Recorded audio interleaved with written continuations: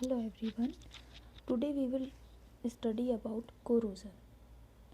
In this presentation, we will discuss about introduction, causes of corrosion, theories of corrosion, types and its influencing factors. सबसे पहले देखते हैं कि corrosion क्या होता है. It is the spontaneous destruction of metal by chemical, electrochemical और biochemical reaction with environment. That means हमारे आसपास जितनी भी मेटल्स होती हैं, अगर वो अपने एनवायरनमेंट में मौजूद गैसेस या दूसरे सब्सटेंसेस के साथ में रिएक्ट करके केमिकली, इलेक्ट्रोकेमिकल या बायोकेमिकल रिएक्शन करके कोई नया प्रोडक्ट बना रही है जो उस मेटल को डिस्ट्रॉय कर रहा है, वही कोरोजन के रूप में सामने आता है. ये एक स्लो एंड स्टडी प्रोसेस है.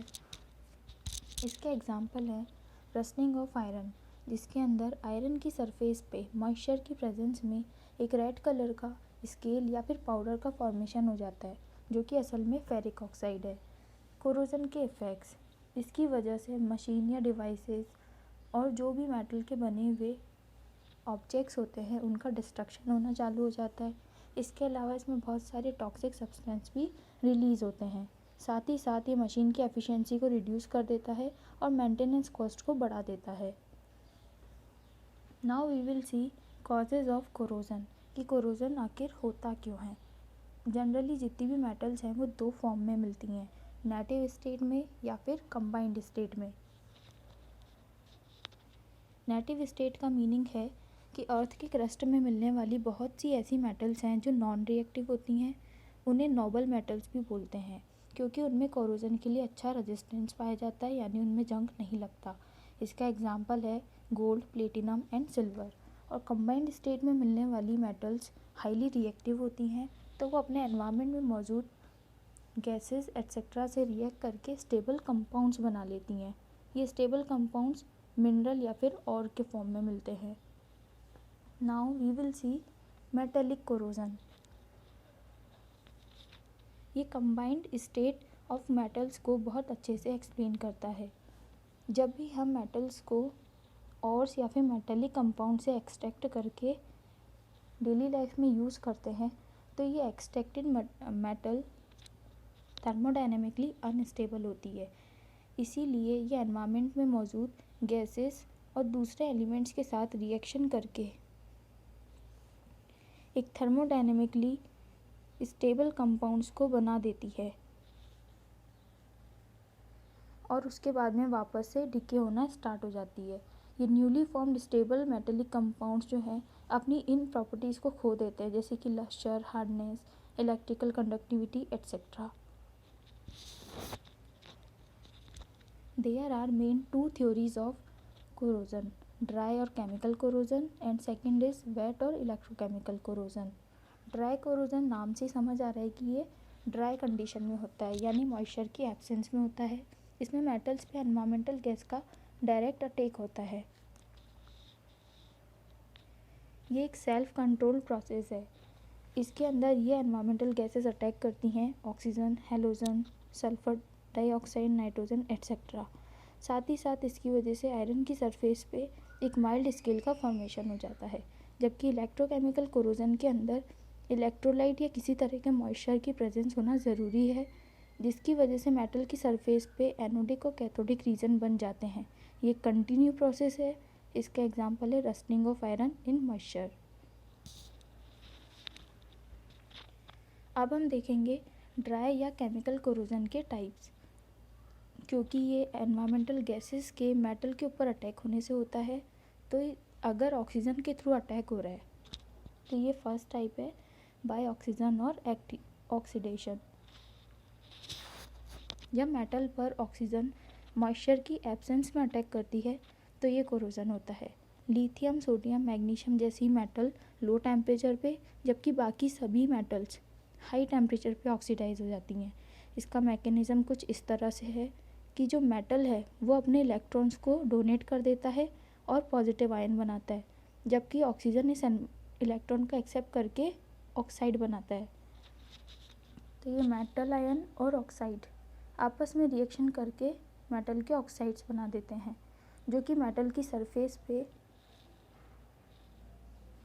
ऑक्साइड फिल्म के रूप में पाए जाते हैं.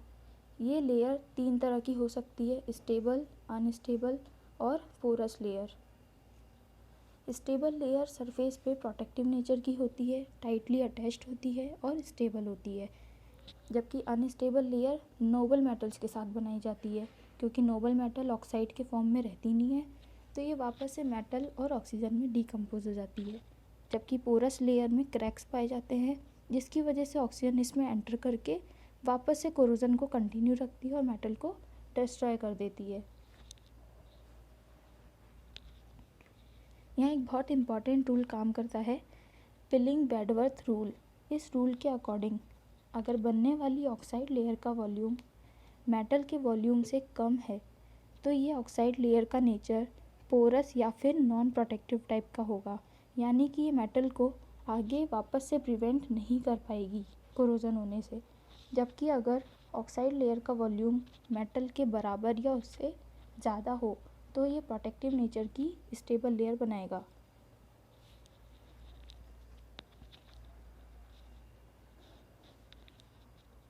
ड्राई केमिकल का सेकंड टाइप है हाइड्रोजन एम्ब्रिटलमेंट, यानी कि जब मेटल हाइड्रोजन एनवायरनमेंट के एक्सपोज में आती है, तो इसकी वजह से होने वाला कोरोजन हाइड्रोजन एम्ब्रिटलमेंट की कैटेगरी में आता है।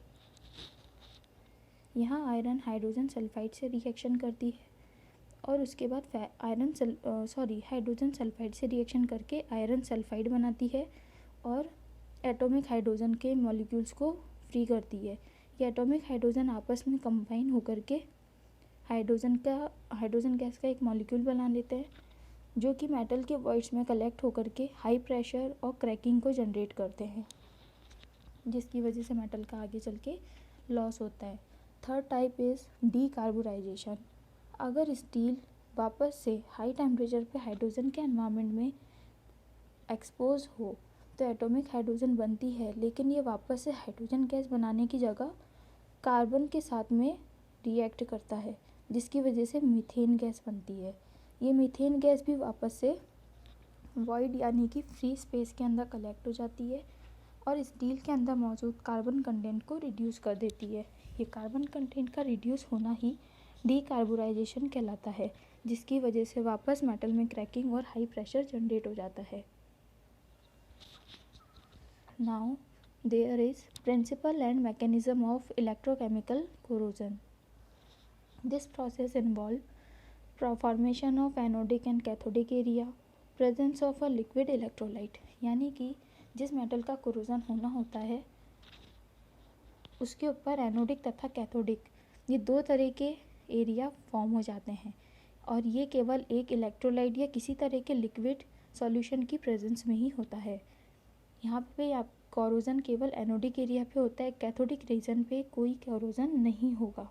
And formation of corrosion product. अब देखते हैं कि एनोड और कैथोड क्या होते हैं। एनोड वो जगह है जहाँ पे ऑक्सीडेशन पाया जाता है, ऑक्सीडेशन रिएक्शन होती है। ऑक्सीडेशन मतलब मेटल जब भी अपने इलेक्ट्रॉन्स को डोनेट कर देता है और पॉजिटिव आयन बनाता है, इसे ऑक्सीडेशन कहते हैं। हालांकि अपने ऑक्सीजन डोनेट कर रहा है, जिसकी वजह से वहाँ इलेक्ट्रॉन्स ढेर सारे इकट्ठे हो गए, जिसकी वजह से वहाँ पे नेगेटिव चार्ज बन जाता है और ये डोनेट किए हुए इलेक्ट्रॉन एनोड से फ्लो करते हुए कैथोड में जाते हैं, जहाँ पे रिडक्शन रिएक्शन होती है। यहाँ पे मौजूद एलिमेंट या मेटल इस इलेक्ट्रॉन्स को एक्सेप्ट करके रिड्यूस हो जाते हैं। हालांकि यहाँ पहले इलेक्ट्रॉन की कमी थी, इसलिए यहाँ पे पॉजिटिव चार्ज पाया जाता है। इस डायग्राम और इस रिएक्शन से बात आराम से समझ में आ जाएगी कि एनोड पे इलेक्ट्रॉन्स फ्री हो जाएंगे, साथ ही साथ जो एनोडिक मेटल है जिसने इलेक्ट्रॉन्स को डोनेट किया है वो या तो इलेक्ट्रोलाइट सॉल्यूशन में डिज़ोल्व होके ख़त्म हो जाएगी या फिर वो ऑक्साइड बना लेगी, और कैथोड पे इलेक्ट्रॉन एक्सेप्ट करके हाइड्रोक्साइड तथा ऑक्साइड ये दो तरह के आयन्स बनते हैं। हालांकि इलेक्ट्रॉन का कंजप्शन यहाँ पे और दो तरह से होता है, इवोल्यूशन ऑफ हाइड्रोजन या फिर एब्जॉर्प्शन ऑफ ऑक्सीजन की तरह से। हाइड्रोजन इवोल्यूशन टाइप के अंदर मेटल्स अपने द्वारा डोनेट किए हुए इलेक्ट्रॉन्स हाइड्रोजन को दे देता है। ये तब होता है जब मेटल एसिडिक मीडियम के अंदर प्रेजेंट होता है। यानी जब कोरोजिव एनवायरनमेंट का नेचर एसिडिक हो तब हाइड्रोजन इवोल्यूशन टाइप का इलेक्ट्रोकेमिकल कोरोजन होगा। यहाँ मेटल का इलेक्ट्रोकेमिकल पोटेंशियल हाइड्रोजन के कंपैरिजन में ज़्यादा होना चाहिए, तभी अपने इलेक्ट्रॉन्स दे देगा, जिस इलेक्ट्रॉन्स को ये हाइड्रोजन के द्वारा एक्सेप्ट करके हाइड्रोजन गैस के फॉर्म में फ्री हो जाएगा और आयरन का आयन के फॉर्म में लॉस होता जाएगा। ये इलेक्ट्रोलाइट सॉल्यूशन के अंदर डिज़ोल्व होके लॉस्ट हो जाएगी। जबकि ऑक्सीजन एब्जॉर्प्शन टाइप के अंदर रस्टिंग इसका एग्जाम्पल है। रस्टिंग तब होती है जब आयरन, ऑक्सीजन और मॉइस्चर दोनों के कांटेक्ट में आता है। जनरली आयरन के ऊपर आयरन ऑक्साइड की लेयर मिलती है जो उसे प्रोटेक्ट करती है, लेकिन टाइम के साथ उसमें कुछ क्रैक्स डेवलप हो जाते हैं जिसकी वजह से वहाँ एनोडिक एरिया का फॉर्मेशन हो जाता है। अगेन एनोडिक एरिया बना यानी मीन्स वहाँ पे ऑक्सीडेशन होगा आयरन का, उसने इलेक्ट्रॉन्स दे दिए, वो इलेक्ट्रॉन्स एटमॉस्फेरिक ऑक्सीजन एक्सेप्ट कर लेगा और मॉइस्चर की प्रेजेंस में वहाँ हाइड्रोक्साइड आयन बन जाएंगे। ये दोनों मिलकर के फेरस हाइड्रोक्साइड बना लेंगे जो आगे और ऑक्सीजन से साथ रिएक्ट करके फेरिक हाइड्रोक्साइड यानी कि रस्ट का फॉर्मेशन कर लेंगे। अब हम इलेक्ट्रोकेमिकल कोरोजन के अलग अलग टाइप्स देखते हैं। पहला है गैल्वेनिक कोरोजन। जब दो अलग अलग टाइप की मेटल्स यानी कि आयरन नहीं, जिंक और कॉपर, दो अलग अलग टाइप की मेटल्स आपस में इलेक्ट्रिकली कनेक्टेड हों और वो एक लिक्विड या इलेक्ट्रोलाइट सॉल्यूशन के अंदर डूबी हुई हों, तब उनके बीच में कोरोजन पाया जाता है। इस स्थिति के अंदर वो मेटल जिसका इलेक्ट्रोकेमिकल पोटेंशियल ज़्यादा हो वो एनोड की तरह रिएक्ट करता है, उसी का कोरोजन होगा और वो इलेक्ट्रोलाइट सॉल्यूशन में डिज़ोल्व हो जाएगी मेटल। जबकि जिस मेटल का इलेक्ट्रोकेमिकल पोटेंशियल पहले वाली मेटल से कम है वो कैथोड की तरह एक्ट करेगा। इस कंडीशन के अंदर जिंक तो एनोड है और कॉपर यहाँ पे कैथोड की तरह रिएक्ट कर रहा है, तो इलेक्ट्रॉन का फ्लो एनोड से कैथोड की तरफ होगा, यानी कि जिंक अपने इलेक्ट्रॉन्स दे देगा और खुद इसके अंदर सॉल्यूशन में डिज़ोल्व होता जाएगा, तो इस मेटल का लॉस होगा।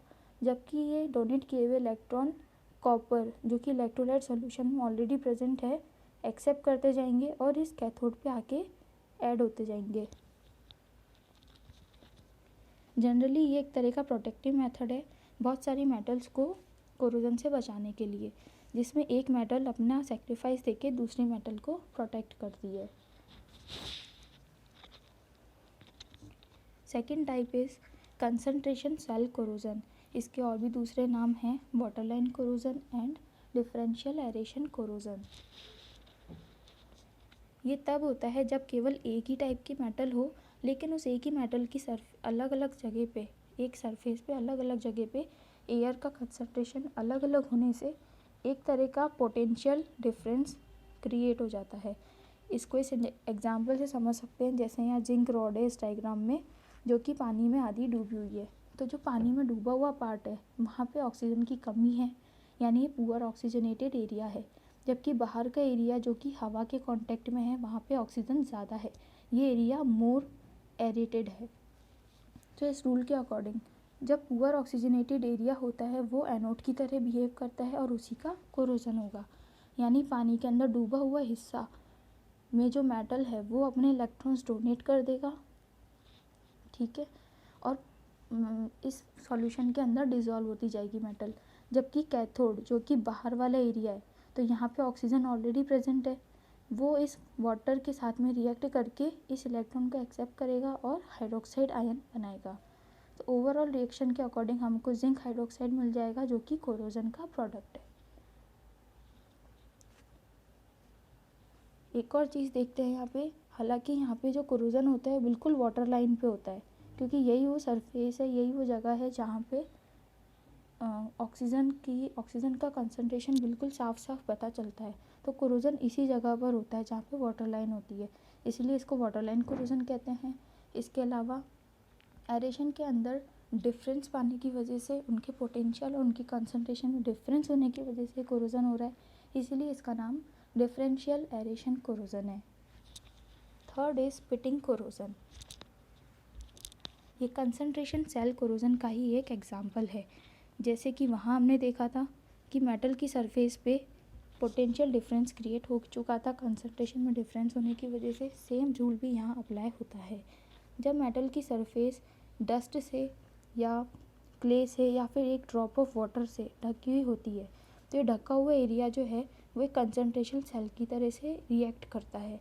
ये ढका हुआ एरिया कम ऑक्सीजन के कांटेक्ट में होता है और अगेन एनोड की तरह एक्ट करेगा, तो इसी का कोरोजन होगा और यहीं पर ही इसका ऑक्सीडेशन होगा। इस रिएक्शन के अकॉर्डिंग आयरन अपने इलेक्ट्रॉन्स डोनेट करके फेरस आयन बनाएगा, जबकि बाहर का ये एरिया जो कि कैथोड की तरह एक्ट कर रहा है जहाँ पे ऑक्सीजन ज़्यादा है, तो ये ऑक्सीजन और मॉइस्चर की प्रेजेंस में इन इलेक्ट्रॉन्स को जो कि यहाँ से डोनेट किए गए हैं उन्हें एक्सेप्ट करके हाइड्रोक्साइड आयन बनाएगा। Further ferrous and hydroxide ion मिलके फेरस हाइड्रोक्साइड बनाएंगे जो कि हमारा कोरोजन का प्रोडक्ट है।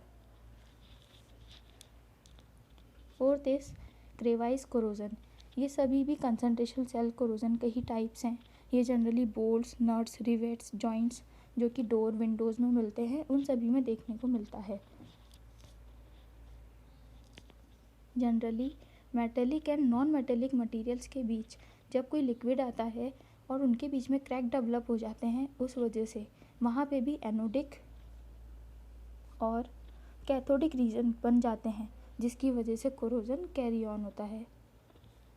अब हम देखते हैं फैक्टर्स जो कि कोरोजन को अफेक्ट करते हैं, या तो उसको घटा देते हैं या फिर उसे बढ़ा देते हैं। ये दो तरह के फैक्टर्स हैं, nature of metal and nature of corroding environment. Nature of metal के अंदर ये सारे पॉइंट्स आते हैं। फर्स्ट है फिजिकल स्टेट।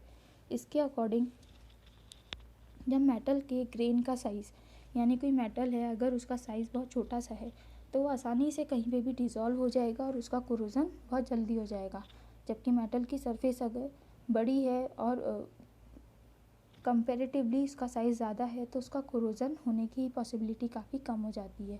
सेकंड है स्ट्रेस। स्ट्रेस का मतलब अगर वहाँ पे टेम्परेचर और प्रेशर बहुत ज़्यादा है किसी मेटल पे नॉर्मल कंडीशन के कंपैरिजन में, तो वहाँ पे भी कोरोजन होने की पॉसिबिलिटी बढ़ जाती है। Second point is purity of metal. That means जैसे कि नेटिव मेटल्स के अंदर देखा गया कि वो मेटल्स प्योर फॉर्म में मिली हुई थी या नॉन रिएक्टिव स्टेट में थी, इसलिए उनका कोरोजन नहीं हुआ। लेकिन जैसे जैसे किसी मेटल में इम्प्योरिटी बढ़ती जाती है उसमें कोरोजन भी बढ़ जाता है। Third is over voltage. Over voltage is inversely proportional to corrosion, यानी जिस मेटल का ओवर वोल्टेज कम होगा उसका कोरोजन ज़्यादा होगा। Then relative area of cathode and anode. That means जब मेटल पे दो तरह के रीजन बन रहे हैं, एनोड और कैथोड, तो उनका साइज़ कितना है, उनका दोनों का साइज़ बिल्कुल बराबर है एक दूसरे के या कम या ज़्यादा है, इसके अकॉर्डिंग इसका प्रिंसिपल है। अगर एनोडिक एरिया कैथोडिक एरिया के कंपैरिजन में छोटा है या स्मॉलर है तो वहाँ पे रेट ऑफ कोरोजन बढ़ जाएगा। लेकिन अगर ये दोनों एरिया एक दूसरे के बराबर है कि एनोडिक एरिया भी सेम उतने ही साइज़ का है जितना कैथोडिक एरिया है, तो कोरोजन फिर भी काफ़ी कम स्पीड से होगा। और अगर एनोडिक एरिया काफ़ी बड़ा है और कैथोडिक एरिया कम है तो भी कोरोजन की स्पीड और भी कम हो जाएगी। ठीक है। Next other factors are nature of surface film. Nature of surface film वही है जो ऑक्साइड लेयर्स बनी थी, स्टेबल लेयर, अनस्टेबल लेयर या फिर porous layer. And then solubility of corrosion product. Next है नेचर ऑफ कोरोडिंग एनवायरनमेंट, कि जो कोरोजिव एनवायरनमेंट है जिस भी ड्राई कंडीशन में या लिक्विड कंडीशन के अंदर मेटल सरफेस पड़ी हुई है जहाँ पे वो मॉइस्चर से या एनवायरनमेंट की गैस से कांटेक्ट में आ रहा है, वहाँ का नेचर किस तरह का है, तो वो डिपेंड करता है उसके टेम्परेचर पे। अगर टेम्परेचर बढ़ता जाता है तो कोरोजन भी बढ़ेगा। ह्यूमिडिटी, अगर ह्यूमिडिटी या मॉइस्चर की मात्रा भी बढ़ती जा रही है तो वो भी कोरोजन को बढ़ाएगा।